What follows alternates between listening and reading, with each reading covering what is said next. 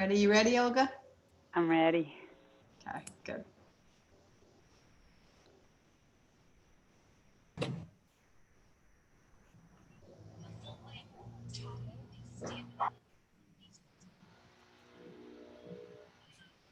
Hello, everyone. Welcome. Good to see you all. Well, good to see your names, most of you, but good to know you're here. Hey, Mary. Hey, Bill. Olga, Nicole, everybody. Welcome, Laura. This is great. It's 5:01 and we have quite the quorum here of folks. No, still has a lot of people here. I'm one to turn theirs on every time, the same one to don't turn theirs on. I want to apologize. There's somebody outside this window with a very loud leaf blower, and can you hear it? Okay.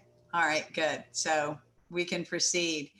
It's 5:01. We've got a pretty good group here. And I'm wondering, we just have some connection still happening. Courtney, do you have anybody lining up? One more person is joining, but I think that's all. Okay. Okay, well, welcome everyone. My name is Robin Hassler Thompson, and I am a consultant to the Also STAR project, have been this for a number of years now, and started out my work with STOP as a STOP administrator in the state of Florida. That was in the 90s. So I've sat a bit where you all are, and am really grateful to be working with Also now to help facilitate these clinics. We're moving to a format that is a combination of what we've been doing and also something a little new, which is we're going to have an expert with us today to talk about a specific topic. And and she's smiling, and we're going to be doing this for each one of the programs going forward. I'll start out and just say we've got some ideas about some things that are of interest to do these programs every 2 weeks. But if there's something that you're really interested in, you can talk to us now and chat that in the chat box, or just as you go through your processes, if you think of something you want to know more about, it would be great to hear.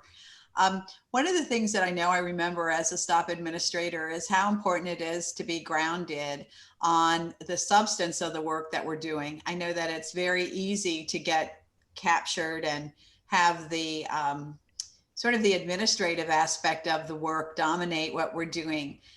And at the same time, I know many of you have come from the field, whether it's the field in the law enforcement, prosecution, court system world, or in the advocacy, victim assistance and support world. So that's great. And what I think we're going to be able to do over the next several of these is to keep building on that expertise. So with that, I'd like to first ask us to introduce ourselves as we've always done on these calls, and to start out with an icebreaker, if you will, a way of introducing, by also introducing the topic for today. And I'm going to hold off introducing the speaker, but you should know that the speaker is Olga Trujillo. If any of you have had the pleasure of working with Olga, Olga's going to be our expert. I was going to say our expert witness. She's going to be our expert today. And we're going to talk about what she brings to the table a lot. And she does a lot of great work. But we're going to talk about engaging culturally specific communities in the STOP grant planning process. So how do we reach unserved and underserved populations? How do we reach out to tribes? How do we reframe what we've always kind of thought about and done in a way that's truly sensitive, inclusive, and really actively incorporating everyone's voices? So what I'd like us to do in terms of ice breaking is to ask all of you to introduce yourselves, to say your name and the state you're from, and also of interest, because Olga's done a ton of work with VOCA. Say if you also do VOCA administration. And let us know if you have a question of her. If you looked at the announcement and saw, oh, Olga's going to be here, we're going to talk about culturally specific programs, what that question might be. You can also talk about programs in your state, maybe just mention that you've got something going on you might want to find out a little bit more about. We can go in depth later, but just give us your name and where you're from. And on the issue of culturally specific, what would you like to know more about? Okay, so who would like to start?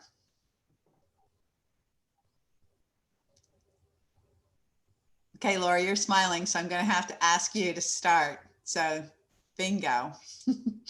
Laura Russell, state of Oklahoma. I had monitor the SAS, VAWA, and rural grants. And mine really is just how to get the tribes to participate. I have reached out, and to no avail. We're really good with the Hispanic groups in our area, but not so much anybody else. Okay. Okay, good. Next. This is Lana from Kentucky. We are having real difficulty with the culturally specific set aside and how to allocate that. We don't have any tribes in Kentucky, and at this point we don't have any culturally specific programs that we fund because we don't have any.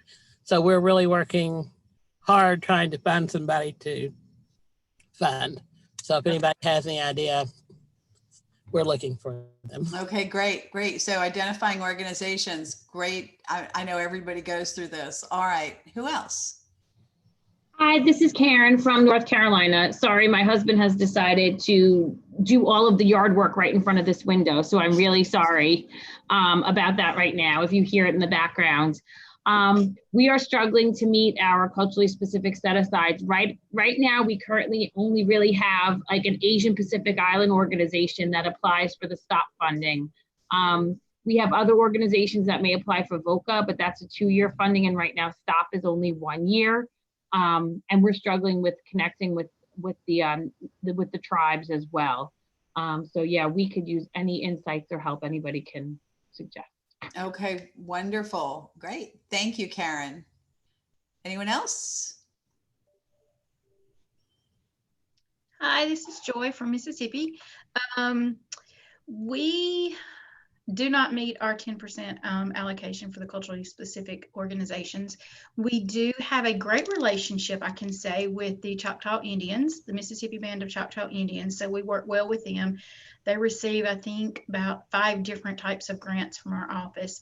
But past that, we do not do well. I can say that. So that would be my question is, what is the best way to reach out to these organizations to get them to apply for some of these funds?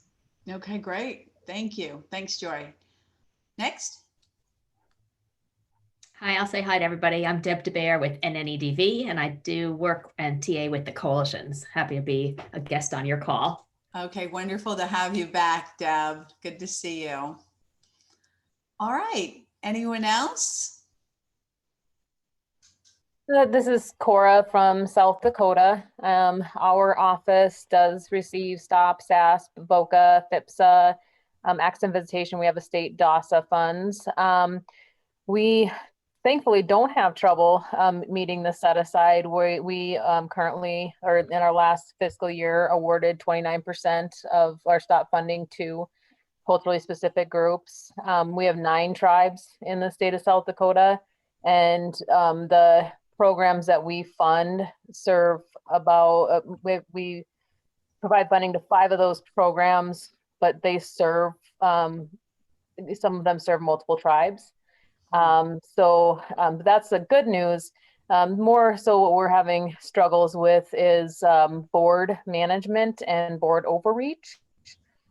We have some excellent EDs for those programs, and the board has a way of pushing out some good EDs. So that's probably executive directors. That's, some of the issues that we've been having is kind of board overreach in trying to implement policies that aren't according to VOCA VAWA or best practices, and kind of really pushing out those good ones.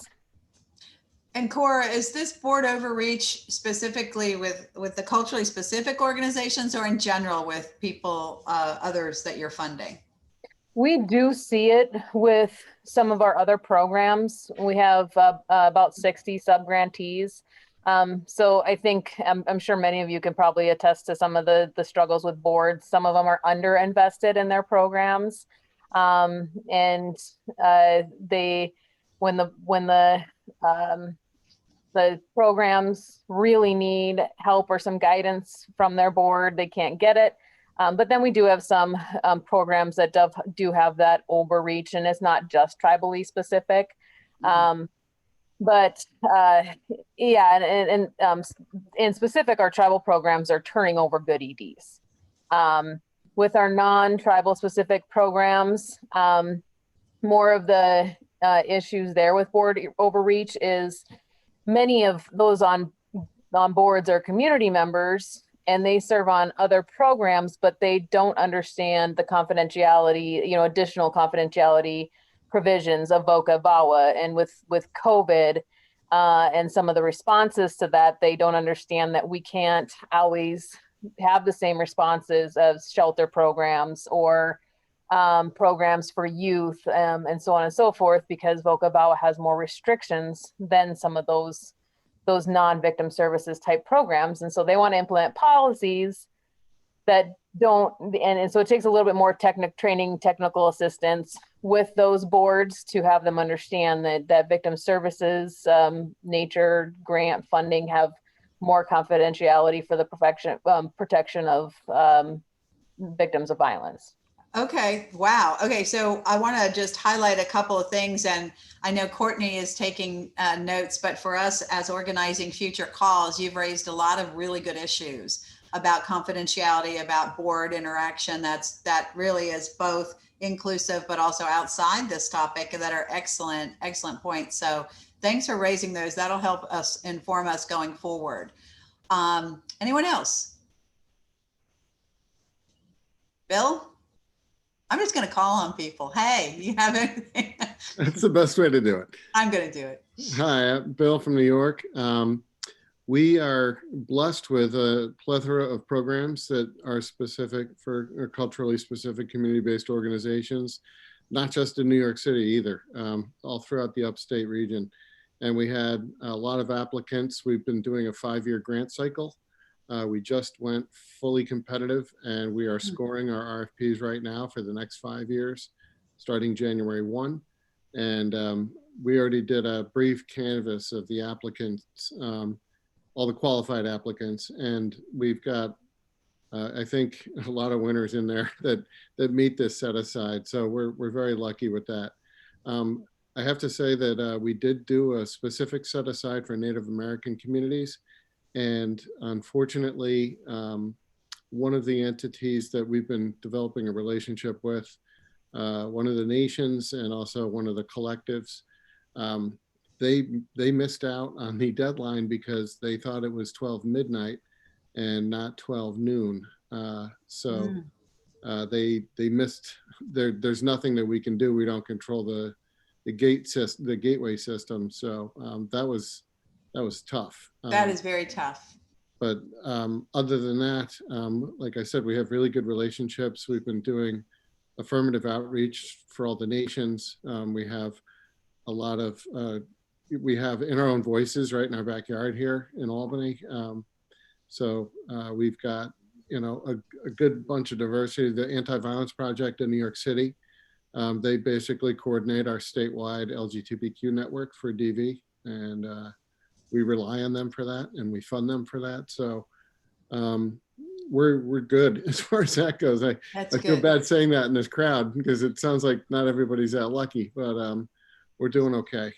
Well, and one of the things to observe is that we all can always do better because we know we've got a long way to go. But the other part is it's reminding me both with you and with Cora that we're each other's teachers on these calls. And so, you'll have the opportunity to share some of the techniques. And I know Olga's taking notes so that we can, reflect back with her some of the things you've been doing and maybe even go deeper on this. Anyone else like to jump in? Tanya, do you have any thoughts? You know, I'm new. I'm from Pennsylvania. Been participating in these for a couple weeks now. And I think, Robin, you probably know better than I do because I know you serve on a couple of our, or you were doing some consulting for Pennsylvania. But I think we do meet the set aside. All of ours go through. I was reading Laura's comment, and I feel like, but again, I'm new, so don't quote me on this. But ours get passed through our DV and SA agencies for STOP. But you know, I think we do have a little bit of a like a disconnect there, that it's going through these agencies, and then they are passing it through to culturally specific organizations. So, you know, I'm just kind of here to learn. Okay. I don't have anything specific to add. We have like a growing population of Hispanic, Latinx folks in Pennsylvania, and even in some of our rural areas. So that's seemed to be a bit of where a lot of our money is going for translation services and stuff like that, especially in the rural communities. That's a huge need for those folks because, you know, people coming from New York City kind of moving to Pennsylvania, and just, you know, the population's changing and growing. So just trying to adapt to that has been kind of exciting. Good. Thanks for mentioning interpretation too, because it's very usual that people totally forget about that. And interpretation services are not only vital, they're expensive. So it's good for people to anticipate that. I'm looking at several of the chats, and I don't know if you've all seen it, but Sarah from Indiana discussed how she does VOCA, STOP, SASP, and FIPSA. They have issues meeting the 10% set aside. Lots of prosecutors that have culturally specific programs, but not a lot of victim services agencies that apply have had culturally specific programs, and they're working hard to try to meet this. And I really am glad she said that, because sometimes we only think of the words culturally specific applying to victim services, right? Or not prosecutor or not police. But believe me, all of the court system folks, all the justice system folks really need to also have this on their radar in a really strong way. And Laura, you mentioned too that you are meet your 10%, but are limited in the agencies that you can fund because of things in your state regarding your own laws. So yeah, that's another thing that's always, every state has something to deal with there. Okay, Nicole, do you want to let us know? Do you have any observations here?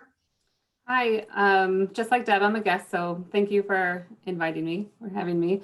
My name is Nicole Stallman. I'm one of the forensic nursing specialists with the International Association of Forensic Nurses. And specifically, I work under the payment for the medical forensic exam grant. So I'm here to listen to all of you and take everything in. Okay, very good. And really, when it comes to SANE and all of those programs, again, you're very important to this topic. Jason Petrie, would you like to introduce? Sure. Jason Petrie from Wyoming. We have STOP, VOCA, SASP, and FIPSA as well. So we currently have one culturally specific organization, a tribal organization. Fortunately, they're not performing very well. And so there's some question as to how long we might have them. But so one of the things we really struggle with is the difference between an organization who's truly a culturally specific organization and perhaps a more mainstream organization that has a culturally specific project or program, and how that might look in terms of funding, usually using culturally specific funds, if that really meets the criteria, or if you're just kind of skating by as you try to fund those projects. Excellent, excellent. And Olga and I had a great talk about the gatekeeper function that some of these mainstream organizations may have, and that it's important to realize what's going on and how to kind of work within what's there. So excellent. All right, who hasn't spoken yet? Julia? Julia Brotzman or Michelle Parks? It kind of feels like, I know some of you might not have audio working, and so that's cool. Would anyone else like to introduce themselves and say a few words about this topic and where you're from? This is Brian. I'll let Brian go. Okay, Brian. And we, as of right now, don't have a problem with our culturally specific set aside. Arkansas has one of the largest Marshallese populations outside of the Marshall Islands in the Southern Pacific. So we kind of really have been, over the past couple of years, have wanted to address the culturally specific set aside for stops. So we kind of did a special grant looking specifically for those culturally specific populations. And through that, we've been able to meet the Marshallese population in Northwest Arkansas. We're finding that they're migrating across the state. As you may know, Arkansas is known for its chicken farms with Tyson. So they are following the jobs. So there's also a lot of underserved populations that we feel that we can do a better job of serving. Our Asian population, our Hispanic population, we do have a large Hispanic population following the farm jobs. So we feel that we can really expand on that. And we hope to do that over the next couple of years. Okay. Okay, great. Thank you. Thanks for mentioning that. Was that Michelle who tried to speak earlier, or Julia? That was actually me, Karen from North Carolina again. Okay.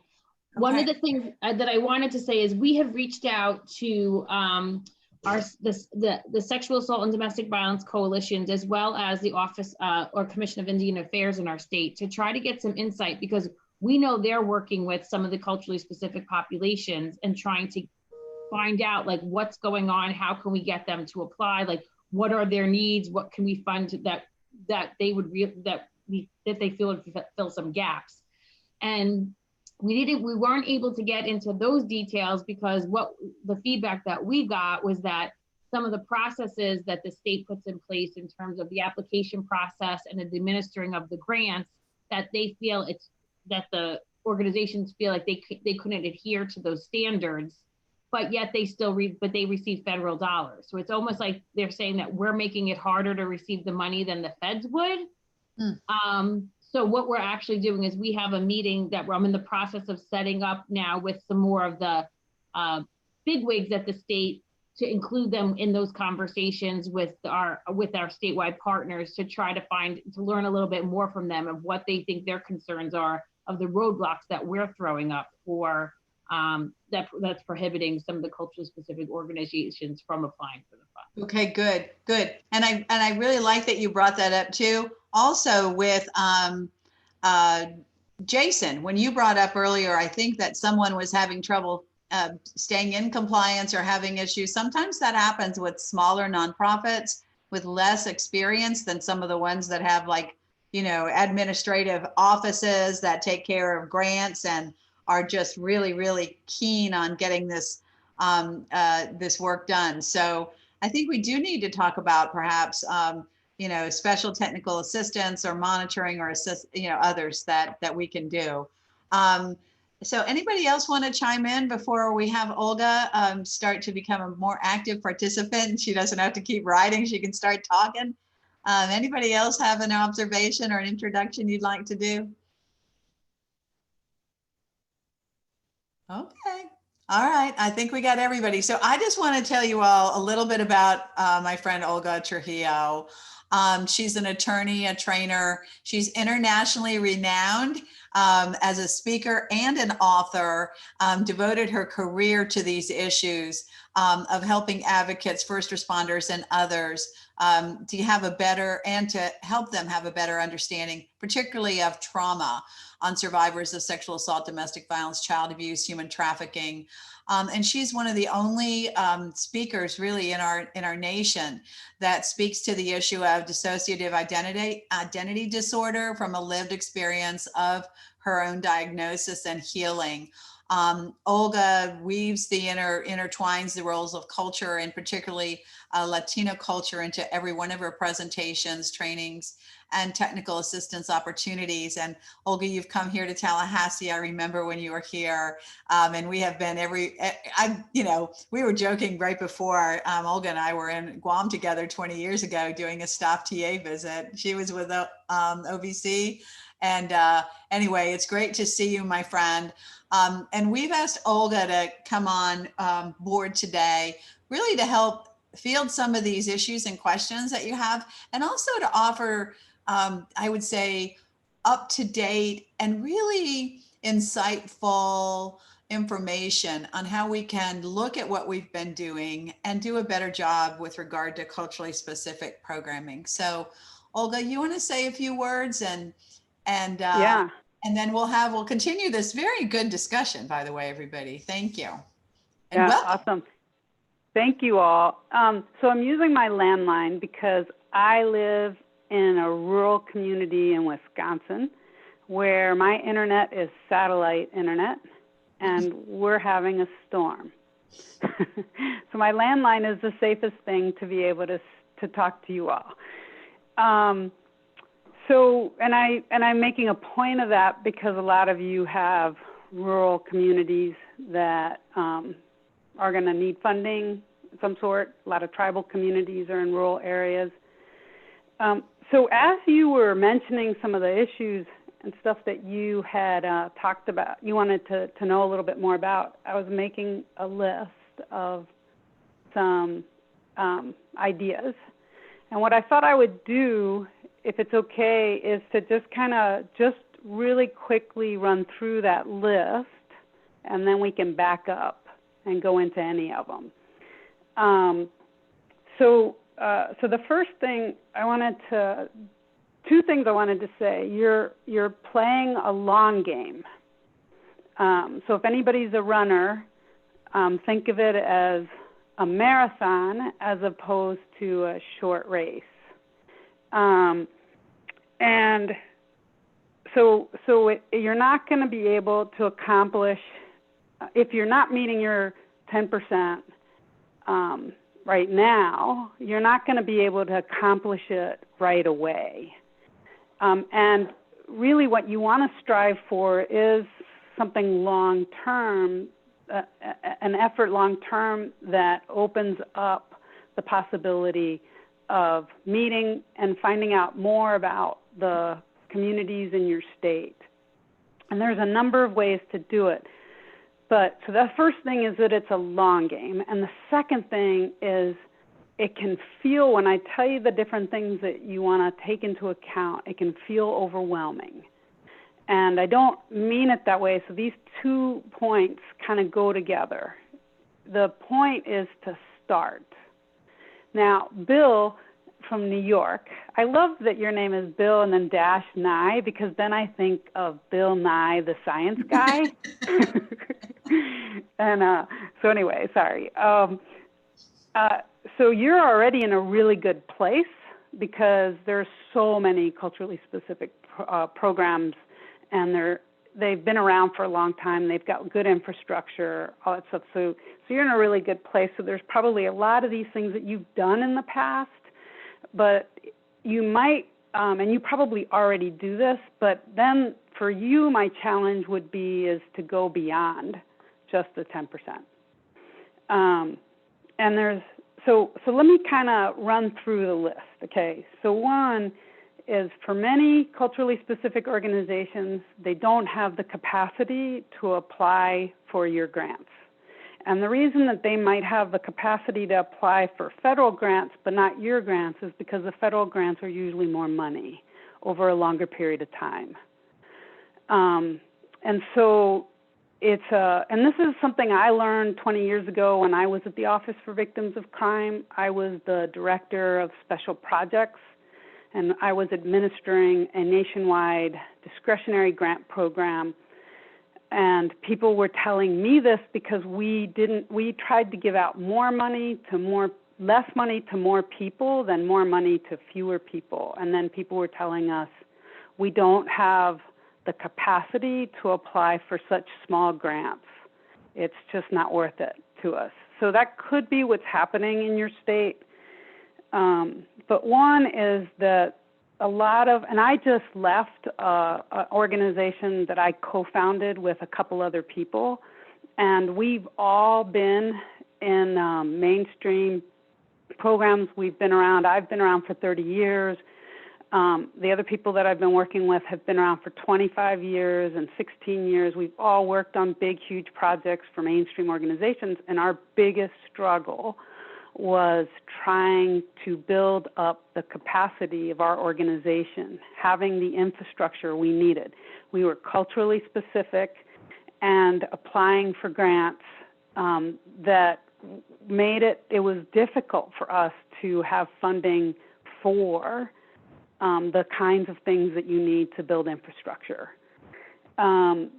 So one thing you could do is fund capacity building for culturally specific organizations. Funding money that just goes to helping them build their capacity to be able to do the kind of work in their communities. The other thing is that you can involve national technical assistance providers that serve culturally specific communities. So for example, UGIMA is a national technical assistance provider for people in the Black community on domestic violence issues and others. So they have a network of culturally specific programs around the country that are doing this work, and then they know people in communities that are trying to create their own. So if they're not nonprofits already, they know people who are interested in creating nonprofits. The organization that I just left, Latinos United for Peace and Equity, that's part of Caminar Latino, that organization has a grant by the Office on Violence Against Women to help build up the capacity of culturally specific organizations to be able to apply for grants. So that's another place to go to find out who is out there in your state that you don't know about. Or if you know an organization that needs some capacity building, to connect them so that they can get some guidance on that. The Women of Color Network is another organization nationally. The API-GBV, which is Asian Pacific Islanders Gender-Based Violence. They've been around a really long time, have a network of people they know around the country. So that's just an easy way to start to try to identify culturally specific organizations. The Vera Institute of Justice knows organizations around the country that work on disabilities issues, which are also culturally specific. So those are just some ideas of reaching out to national TA providers and asking, do they know anyone in your state? And I mean culturally specific national TA providers. Some states with VOCA, some state administrators, when the VOCA monies were really high, would work with an organization in their state to try to find culturally specific organizations. So they would give either grants or a contract to an organization to help them find people. And those organizations you have to be careful with who you ask, because what happens with mainstream organizations is that they can play a gatekeeper role. So let me give you an example. In some states, the coalitions have certification requirements as to who can be a member of the coalition. And oftentimes those certification requirements don't match up with what culturally specific communities want. So for example, one of the states that I know of pretty well, because I've done a lot of TA there, is Florida. So Florida's coalition used to require people to have a shelter in order to be part of the coalition, one of the member programs of the coalition. And then those are the programs that would get funding. Well, culturally specific organizations, to build a shelter that most people in your community aren't going to use is not realistic. So it leaves out people. And I'm just going to say, honestly, some places, that's the purpose. And it's a gatekeeper of keeping people out. Other folks, they don't realize it. And in some places, they say, well, that's the law in our state. But we've seen people advocate for changes in law. So I push back on those kinds of restrictions for coalitions.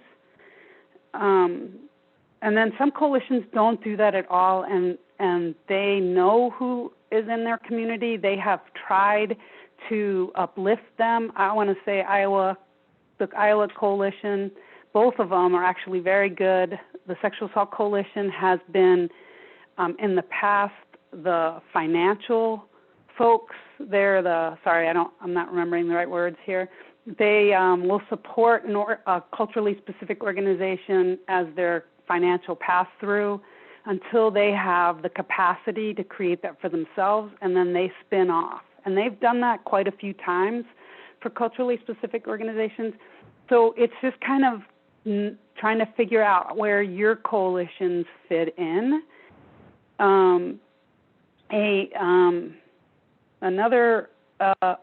Another thing is, through also a number of STOP administrators are getting technical assistance. And one of the things that we're looking at is partner mapping, community mapping, and with one coalition, with one STOP administrator in particular, and I'm totally geeking out on this, and I'm not even a researcher, but we're looking at where all the money went over the past few years for their STOP program, and then where the demographics are.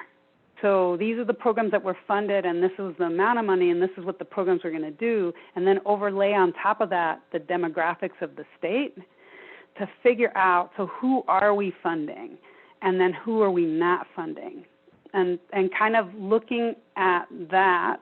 The other thing is, so there's TA for that kind of mapping and stuff, but also there's a group of us that have been coaching some of the administrators to kind of think through how do you find folks. Another thing is utilizing your implementation plan committees so expanding your committee, adding folks to them that haven't been there before, that are from cultural communities. So programs that might not be nonprofits right now, elders in the communities, faith-based folks, like whoever are kind of stakeholders in those communities, to try to find some to include to your implementation plan committees. And the key there, though, is to not just bring in one or two people from culturally specific organizations, because that tends to be more tokenizing than building up equity in your committee, but bringing as many voices of color as you have mainstream. And then in everything you do, so somebody talked about, it was Indiana that talked about, we're funding culturally specific programs through our prosecutors, but we haven't yet through our victim services. So I want to just applaud you for expanding your culturally specific view beyond just your victim services. You really want to weave it into everything you do, because if you think about it, you have people in your states that programs right now are not really set up for. Like they're set up for mainstream and then they fit in. So for example, someone who's an immigrant who has limited English proficiency, maybe doesn't have documentation or maybe has tenuous documentation. They may have more difficulty accessing some of the programs that are set up for mainstream. So looking at across the board as an opportunity for expanding access is a really good approach. And like I said, it's a long game. Olga, as you're looking at your notes, I wanted to bounce back to something you said earlier about how you can hire or you can contract with somebody that can help you do this work. And with STOP, you do have discretionary funding, you do have administrative funding to carve out, you know, a $20,000 grant maybe or something where a short-term project can help you with this long-term quest. Right. And you said something that I want to invite you to maybe add to, which is you said, be careful who you ask to do this. So when you have seen this work in the past, can you talk about how if somebody is struggling right now with doing this, who would you hire? I'm like, where do you look in the phone book or online for somebody? Right. So so if your coalition is a coalition that really does that kind of equity work.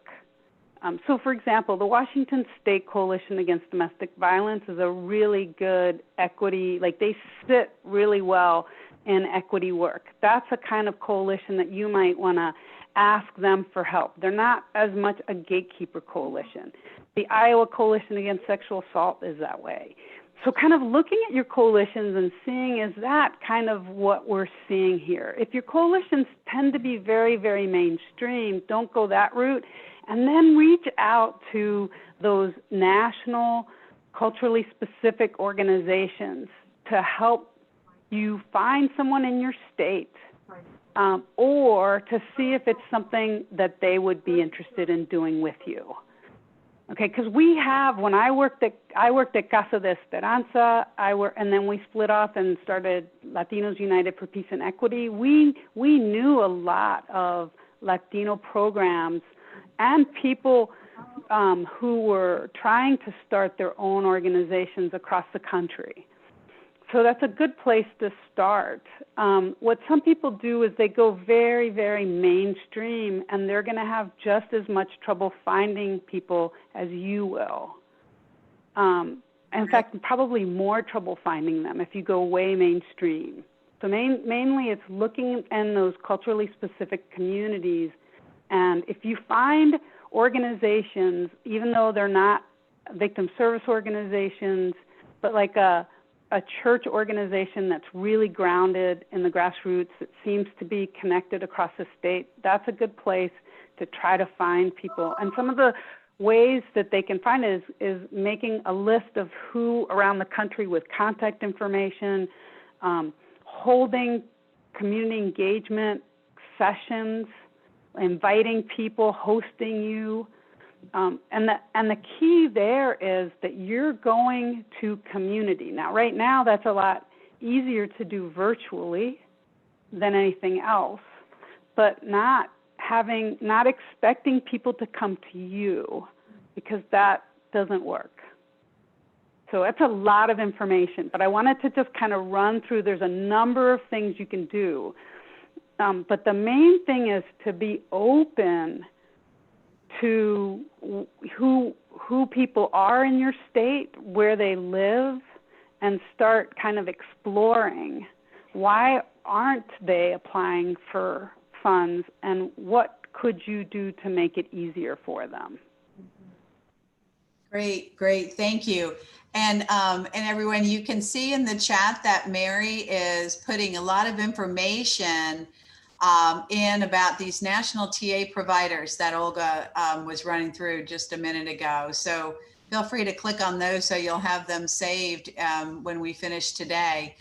Sarah's asking you how other states are doing outreach to these programs. So Bill had to leave. He had something he had to get off the phone for. But so does anybody want to talk about how, you've had some suggestions about what you do? And in part, one of the things, let me just throw out too, Olga, I was just thinking it would make sense for us right now as a STOP administrator, say, for you to just start taking some of these online webinars and programs, not necessarily even having to do with violence against women. I mean, just it could have to do with cooking, or it could have to do with COVID in this particular. So just learn about what's going on, and then you'll be smarter, and then you'll be able to more effectively probably reach out. So that's one thing. But in terms of other states, and territories here, what have you all been doing where you've had some success, like Olga's saying? And I'll also say, as a side note, and I'm going to ask Courtney to do this, is and it's kind of a secret mission that we have now, is we want to hear from you about some of your stellar programs, the ones that are working out really well, or things that you've done where you've had success in this. So I'm going to ask Courtney, we have a couple of kind of questions we'd love your thoughts on, for you to tell us, one, any of the culturally specific programs that you have funded that are doing incredible work, and also your process in reaching out to them. So part two is to answer Sarah's question: how did you effectively reach out to people? And we've had a couple people join too. Nicole Watanabe, you're here, welcome. And I think Laura. So if you want to talk about how you've had success in reaching out to underserved or culturally specific populations in your areas. Those of you who are meeting your 10%.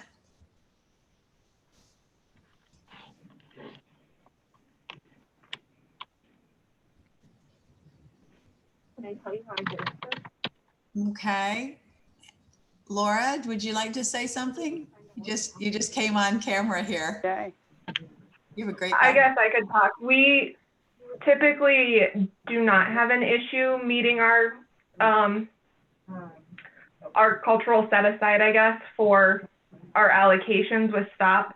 South Dakota has 9 sovereign nations, so we have a very large tribal community. One of our largest programs was actually the first women's tribal domestic violence program in the country in our state. And so they are one of our biggest funders, and that we fund, one of the biggest programs we fund. But we've just been working with our coalition, and then we've been trying to build our relationship with our regional tribal coalition to try and outreach to other programs that exist that are either trying to get started or just historically haven't received our funding in the past, and try and connect that way. So we haven't necessarily gained, we gained one new subrecipient last year that was part of the tribal, some of our tribal subrecipients, but there's still a couple more that I think we could reach in the future, that we've been trying to build those relationships and those connections with now, but that doesn't happen overnight. And it's taken us a lot because we've had a lot of change and turnover within our office. And so having to keep constantly rebuilding those relationships and rebuilding that trust really comes down to it. And so that's just what we've been doing in South Dakota. And that's a really, really big point, building those relationships and building trust. It's really important with culturally specific communities. And Laura, I wanna do a shout out to your dog back there on the couch. Very sweet. Do you see mine over here? He's my office mate. I wish I could take, this is my virtual background. My real dogs are under my desk. Got it. I love that. Very good. Very good. So that's Well, to your point too, Olga, about the long game. Like this is the long game, and I liked hearing Laura talk about how, you know, we started here and then we asked them and then they helped us connect with them. And so, you know, it's a process. Yeah, that's exactly how it's done. And the big thing is recognizing that a culturally specific program won't have gotten funding for a long period of time. A lot of people are just trying to like figure out all the requirements and stuff that it takes to get state funds or federal funds. And so they don't have the infrastructure oftentimes. So being trying to create more flexibility for them, and that's why I like the capacity building grants as a way of doing it. But trying to have flexibility for them will make you more successful, and also kind of breaking through the bureaucratic speak and language. It's much harder for folks that haven't been doing that forever to be able to read requests for proposals and know what you mean and how to put together a grant and to have systems in place. And then one last thing, the gentleman from Wyoming asking the difference between kind of a culturally specific organization and a mainstream organization that has a culturally specific program. So those are very different. And what I've seen across the country is there's a meaning, like people are really well-meaning and trying to, in their mainstream organization, trying to create a culturally specific program. Some are successful, but many aren't because they're not grounded in the culture, meaning that a culturally specific organization tends to sit in their community as they're developing a program, rather than taking a mainstream program and trying to adapt it to a culturally specific community. I don't know if that makes sense, but. Okay, really good. And Olga, you've done just a stellar job of moving through issues and questions that people had. And I put in a question for everybody to note that, let's see. All right. So if you have any questions that have been triggered by this conversation, go ahead, speak up now, and let's, we've got 8 more minutes left of our time together. So anybody got, and I'd ask also Deb and Nicole as sort of sister TA providers here. Do you have anything you'd like to add to Olga's observations and any of the questions from the administrators? I would just like to pop into any of you administrators. If you find that you have any challenges working with your coalitions, or if you find them like in a defensive posture or sort of perhaps even unintentionally falling into that role of gatekeeper, I'm happy, we at NNADV are happy to help try to work with them and ease that relationship if we can. So, most of the coalitions that I've worked with have really explored deepening their role and trying to encourage this kind of, truly meaningful work and not be gatekeepers. But, we want to try to help build their capacity to do so as we go forward. Absolutely. That's great. Yeah. Great. Anyone want to respond? That's awesome, Deb. I've known you for a long time in your work, and yeah, it's a really great approach to take, and I think it'll be very effective for you to work with folks, because oftentimes they don't realize the impact of some of the things that they're doing. They're really just trying to help their programs and to help people in their state. Mm-hmm. Absolutely. Absolutely. Anyone else have any questions or observations? Laura's observing that they have a good relationship with the Oklahoma and tribal coalitions and are on their VAWA board. And yeah, I'd also emphasize that is putting people on your stop planning team You know, you also, as you well know, have to do a lot to get your plan approved. You're sending it out to a lot of people in your jurisdictions for them to look at it.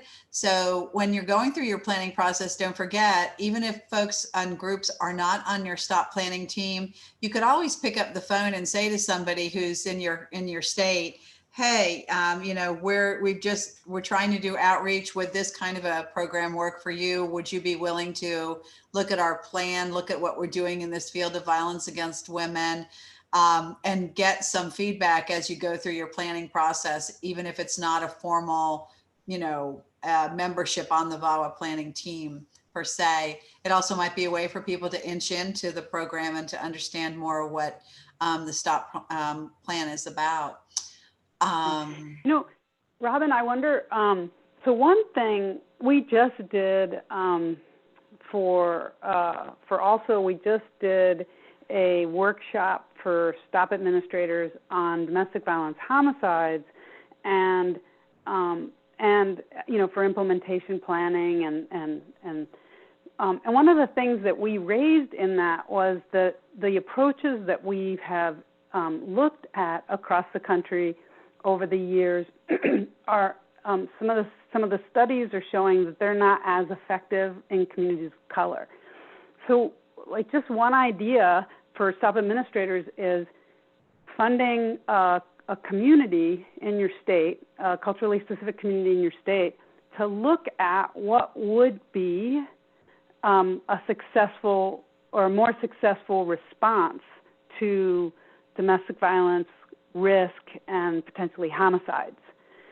Because all the approaches that have been taken have been created by mainstream communities and trying to apply them to communities of color instead of kind of starting from a community color. And what that does is addresses two of the issues in your implementation plans, right? The domestic violence, homicide issue, and serving underserved communities. So just as an idea, that's just one thing you could try to do this year that's different. And then find out what communities are in your state. You can look at the demographics, where they are, and then try to find some contacts in that area. Yeah, you know, that's really great because it's been since the very outset of the fatality review process, how many times any of you have looked at the number of people who have been killed, and the conclusion is nobody ever reached out to us for services. What was the, you know, right. And so exactly, that would be so innovative to do that. That sounds great, Olga. Well, this has been great. The time went by really fast. It's 5:57 now here on the East Coast, and we're looking at 3 minutes to conclude. So I would like to just take a moment because I think I need to turn it back over to also. Let me also just ask you all again, is Courtney put a request for some information from you into the chat, and it's a form with only 2 questions on it for you to take a look at. If you could click on that and just send that back to us, it's going to help us to share the good news. One of the things we always find out, just like on this particular call where someone said, tell me what everybody else is doing. I want to learn from you. We want to find out what's going great and what's going on in your state that's great that you might want to share with other stop administrators. So please take a look at that survey and give us some of your good news and your success stories in your states. That would be great.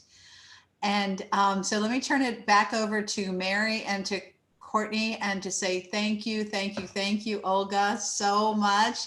And thanks to all of you for your great questions and your participation. Thank you so much, Olga. Thank you, Robin. And I just wanted to mention that the workshop series that Olga referred to, we just had our first one today.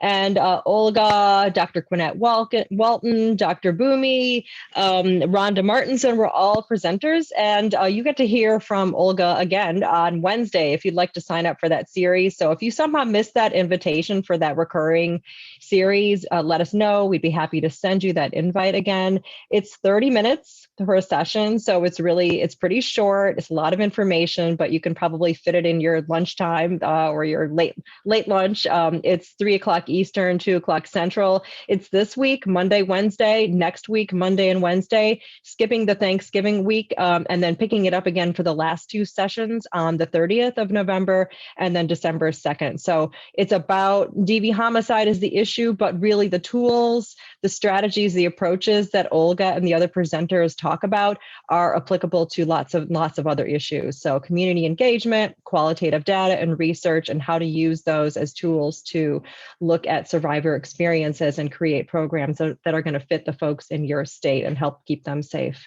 So thank you again, Olga. Thank you, Robin. Thank you so much all for joining us today. It was a really great discussion. See you next time. Thank you.